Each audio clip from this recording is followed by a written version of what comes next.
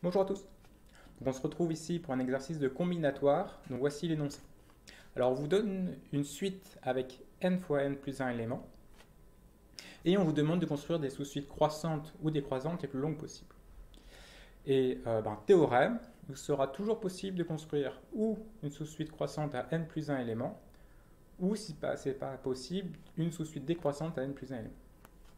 Donc par exemple, avec une sous-suite, une suite ici à 10 éléments, choisie aléatoirement, vous pouvez construire une sous-suite décroissante à 4 éléments. Donc, c'est l'exercice, démontrer cette propriété, et je vous laisse mettre sur pause pour y réfléchir.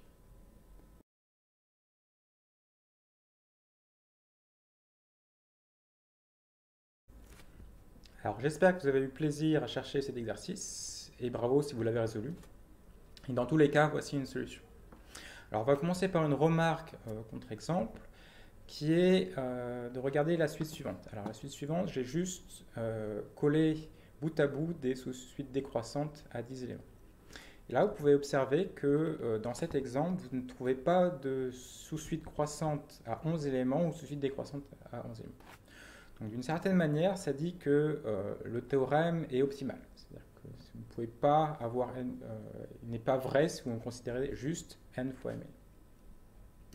La deuxième remarque, c'est qu'avec cet exemple, on a un peu poussé jusqu'au bout notre remplissage de notre construction. Donc là, ça semble indiquer qu'il faudrait utiliser un principe des tiroirs. Par contre, sur quoi utiliser ce principe des tiroirs?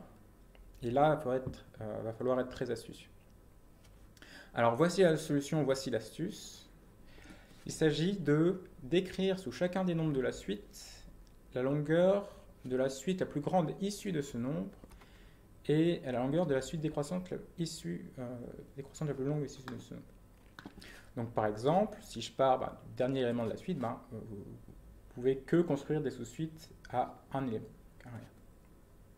Issu de 4, vous pouvez construire la suite croissante 4, 6, 8. Donc vous écrivez 3. Et pour une sous-suite décroissante, vous pouvez que rester au 4. Donc vous restez au 4. Donc faites cette chose-ci pour tous les nombres de la suite.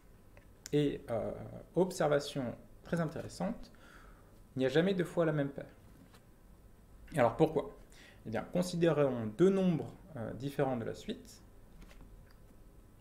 Alors il y a deux cas, il y a où le nombre de gauche est plus grand que le nombre de droite, ou où il est plus petit.